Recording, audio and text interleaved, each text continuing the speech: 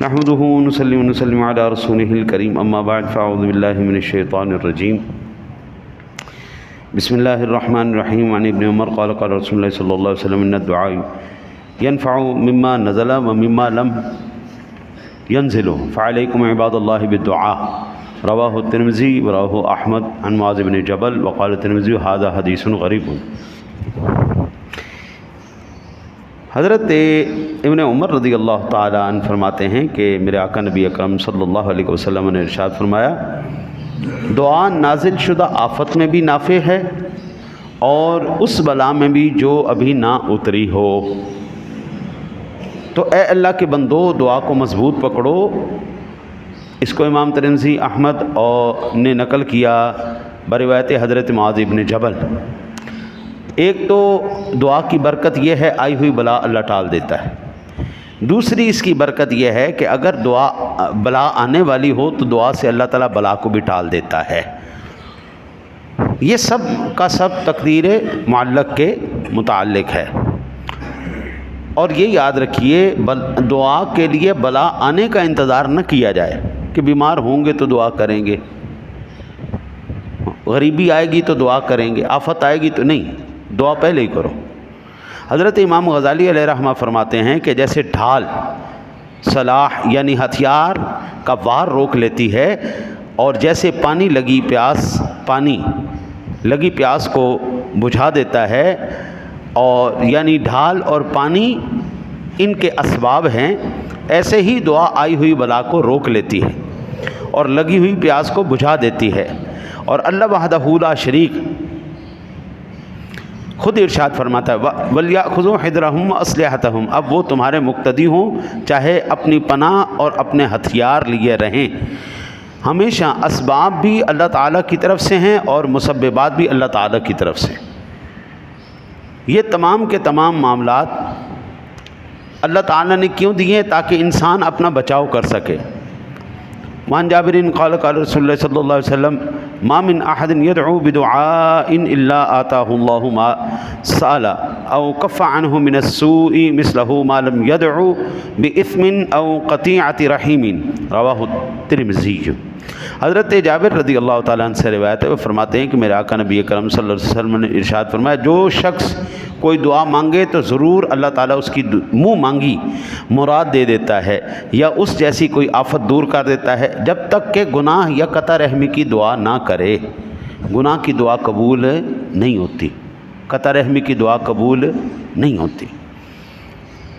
ارشاد باری تعالیٰ جی وقال ربکم ادعونی استجب لکم، اور تمہارے رب نے فرمایا مجھ سے دعا کرو میں قبول کروں گا۔ اگر دعا مانگنے پر نہ ملے دلی مراد تو دل تنگ نہیں کرنا چاہیے۔ ہم دعا کرتے ہیں نا جی، بعض مرتبہ کوئی چیز ہمیں شدت کے ساتھ چاہیے، ہم دعا کرتے رہتے ہیں، ہمیں نہیں ملتی۔ حضرت نہ ملنا بھی یہ اس کا احسان ہے، کیونکہ وہ جانتا ہے میرے حق میں کیا بہتر ہے کیا بہتر نہیں۔ میں آپ کو عرض کروں، مولانا روم رحمۃ اللہ تعالیٰ علیہ فرماتے ہیں نفس ہر کس کم طرز فرعون نیس لیک اورعون ماراون نیس۔ انسان جو ہے نا وہ فرعون سے کم نہیں، بس فرق اتنا ہے کہ اس کے پاس پیسہ اور حکومت نہیں ہے۔ انسان کے پاس پیسہ اور حکومت آ جائے پھر وہ بتائے گا کہ وہ فرعون ہے یا نہیں ہے۔ وقت کے جتنے بھی فرائض ہیں، پیسہ آتے ہی بندے کا مزاج بدلتا ہی نہیں بدلتا، اختیار آتے ہی بندے کا دماغ خراب ہوتا ہے یا نہیں ہوتا۔ اختیار آ جائے پیسہ آ جائے، حضرت یہ دونوں چیزیں آؤٹ کر دیتے۔ کہتے ہیں ہمارے اندر ہر ایک کے اندر ایک فرعون بیٹھا ہے، ایک نمرود بیٹھا ہے، بس فرق اتنا ہے ابھی اس کو اسباب میسر نہیں آئے۔ جیسے ہی اس کو اسباب میسر آئیں گے پھر ہم دیکھیں گے نا کون کتنے پانی میں ہے۔ بڑے ترم خان غریبی کے اندر جو جی کرتے ہیں، ہاں جی، جب جیسے ہی پیسہ اور اختیار ہے چلے تم چل غریب لوگ چل، ان کو قریب نہیں آنے دیتے۔ پھر یہ یاد رکھیے بری چیز کی دعا کرنا جائز نہیں ہے، اچھا، لیکن ہم نے یہ دیکھا ہے کہ وہ چیزیں جو بری ہوتی ہیں لوگ مانگتے ہیں اللہ ان کو دے دیتا ہے۔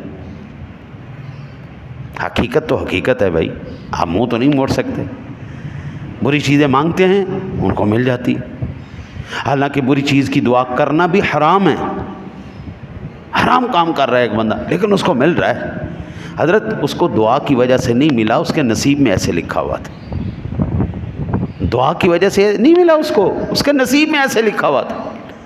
زندگی میں اللہ تعالیٰ سے ہمیشہ بندہ یہی دعا کرتا رہے، اے پاک پروردگار عالم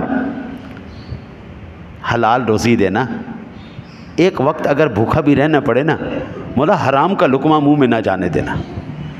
دوسری بات یہ عن ابن مسعود قال قال رسول اللہ صلی اللہ علیہ وسلم من فضلہ فإن اللہ يحب ان يسأل وافضل العباد انتظار الفرج رواه الترمذی وقال هذا حدیث غریب. حضرت ابن مسعود رضی اللہ تعالیٰ عنہ فرمایا اللہ تعالیٰ سے جب بھی مانگو اس کا فضل مانگو، اللہ سے جب بھی مانگو اس کا فضل مانگو کہ اللہ تعالیٰ مانگنے کو پسند فرماتا ہے. بہترین عبادت کشائش کا انتظار کرنا ہے، یعنی اللہ سونا ہمارے حالات بھی بدل دے گا اس یقین اور امید کے ساتھ. حضرت میاں صاحب رحمۃ اللہ تعالیٰ علیہ فرماتے ہیں عدل کریں تا تھر تھر کمبڑ، عدل کریں تا تھر تھر کمبڑ اونچیاں شانہ والے، فضل کریں تا بخشے جاون میں ورگے منہ کالے. اللہ سے عدل نہیں مانگنا، اللہ سے مانگنا ہے فضل مانگنا ہے، اللہ سے مانگنا ہے عافیت مانگنی ہے. حضرت عدل کریں گے نا جی، عدل مانگیں گے نا جی، تو پھر عدل کا تقاضا یہ ہے کہ ہر وہ کام جو آپ نے برا کیا ہے اس برے کی بھی آپ کو سزا ملے. آپ نے جھوٹ بولا، آپ کو جھوٹ کی سزا ملے. میں آپ کو عرض کروں کتنی ایسی مخلوقات ہیں جب پیدل چلتے نا آپ پیروں کے اندر ان کو مار دیتے ہیں، کتنی ایسی وہ اللہ کی مخلوق نہیں. تو اگر آپ نے عدل مانگا ہے تو اب جان کے بدلے تو جان ہے بھائی، کیا کرو گے؟ کیا کرو؟ کتنے لوگوں کی وہ چغلی ہو گئی، غیبت ہو گئی، کینہ ہو گیا، جھوٹ بولا گیا، نقصان ہو گیا. اس لیے اللہ سے اس کا عدل نہیں مانگنا، اس کا فضل مانگو. نہ امید نہیں ہونا، امید رکھو مالک ایک دن دیں. ہم نے کئی زندگی میں ایسے میں نے اپنی زندگی کے اندر 45 سال کے اندر نہ جی میں نے وہ لوگ جو روٹی کے لقمے کے لیے ترستے تھے ان کو ارب پتی ہوتے دیکھا ہے جی. اور وہ لوگ جو میں تیری خیر ہو جائے ان کا توتی بولتا تھا ان کو میں نے فقیر ہوتے دیکھا ہے. ہر کمال راز وال، اللہ ایسا دنیا الٹ پلٹ کرتا رہتا ہے. دولت بابا جی کسی کی نہیں ہوتی، آج آپ کی ہے کل میری ہے، دولت کسی کی نہیں. اور پھر مزے کی بات ہے جاتی دفعہ میرے سے بھی سارے چھین لینے، جاتی دفعہ کوئی آج تک ماں کا لال اپنے قبروں کے اندر اپنے اکاؤنٹ نہیں لے کے گیا، وہاں پر کوئی آسائش بھی نہیں لے کے گیا جی، نہ بجلی نہ پانی نہ گیس نہ اے سی. جس بندے کا اے سی کے بغیر ایک قدم نہیں تھا رہتا وہ بندہ پھر اب مجھے یہ بتاؤ قبر میں کیسے لیٹا ہوگا. اس لیے اللہ سے فضل ہی مانگو. مالک فضل رکھ، امید ہے رزق ایسا دینا جو عثمان غنی والا ہو، ابو جہل والا نہ دینا، قارون والا نہ دینا، فرعون والا نمرود والا نہ دینا.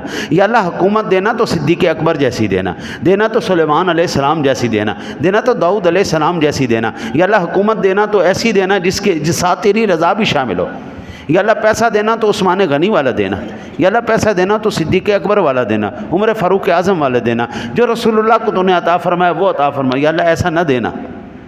ابھی بھی آپ اندازہ کریں نا جی، لوگ باوجود سب حرام خوری کرنے کے باوجود بھی اپنے آپ کو صوفی اور وہ پاک پارسا ثابت کرنے کے لیے آج تک اچھے لوگوں کے اوپر الزامات لگاتے آ رہے ہیں.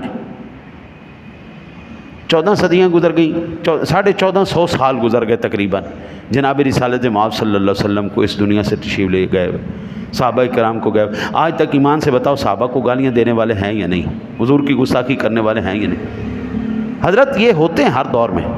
جو بندہ کسی کے اوپر الزام لگا رہا ہوتا ہے نا بعینہ لمحہ موجود کے اندر، وہ بندہ خود اس جرم کا ارتکاب کر رہا ہوتا ہے. لمحہ موجود کے اندر وہ بندہ اس جرم کا ارتکاب کر رہا ہے، اس لیے وہ دوسروں کے اوپر الزام لگا رہا ہے. ایک آخری بات سماعت فرماؤ. آقا جی علیہ الصلوۃ والسلام جلوہ گر ہیں. ابو جہل آیا معاذ اللہ، اس نے آپ کو بہت برا بھلا کہا، آپ نے کہا صدقتا، بالکل سچ کیا تو. پھر سیدنا صدیق اکبر آئے. بھائی دیدار مصطفیٰ کے لیے نگاہ صدیق چاہیے، یار کو دیکھنے کے لیے معشوق کی آنکھ چاہیے. صدیق اکبر نے کہا یا رسول اللہ آپ جیسا کسی ماں نے کوئی لال نہیں جنا، حسین و جمیل سونا، بہت تعریفیں کی. آپ نے فرمایا تو نے بھی سچ کہا. صحابہ پریشان ہو گئے، یا رسول اللہ یہ کیسے ہو سکتا ہے؟ ابو جہل اور اس نے بکواس کی، آپ نے کہا سچ کہا. صدیق اکبر نے شان بیان کی، آپ نے کہا سچ کہا. یہ دونوں ٹھیک کیسے ہو سکتے ہیں؟ ٹھیک تو ایک ہی ہوگا۔ آقا جی مسکرائے، فرمایا اللہ کے بندے، اللہ تعالیٰ نے مجھے آئینہ بنا دیا ہے، جو کوئی میرے سامنے آتا ہے اس کو اپنا عکس نظر آتا ہے۔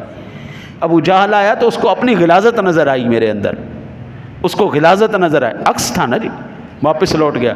وہ خود غلیظ آدمی تھا، اس کو غلاظت ہی نظر آئی۔ صدیق آیا، اس کو اپنی صداقت نظر آئی، عکس تھا نا، صدیق کے اندر اپنی صفائی تھی، عشق تھا، اس کو اپنا عشق نظر آیا۔ اس لیے وہ بھی ٹھیک ہے، وہ بھی ٹھیک ہے۔ آقا جی نے فرمایا انما المؤمنون مرآۃ، مومن کا آئینہ ہے۔ آپ کسی کے اوپر انگلی اٹھا رہے ہیں بھائی جان، یہ نہ سمجھو کہ وہ ایسا ہے، وہ پکی بات، یہ دیکھو انگلی میں نے کی ہے نا جی، تو 3 انگلیاں میری طرف ہیں، 1 انگلی اس کی طرف ہے، میں نے تو صرف اس کے اوپر الزام لگایا، حقیقت میں یہ تینوں چیزیں میرے اندر موجود ہیں۔ دعا کرو اللہ تعالیٰ آپ کو مجھے عمل کی توفیق عطا فرمائے۔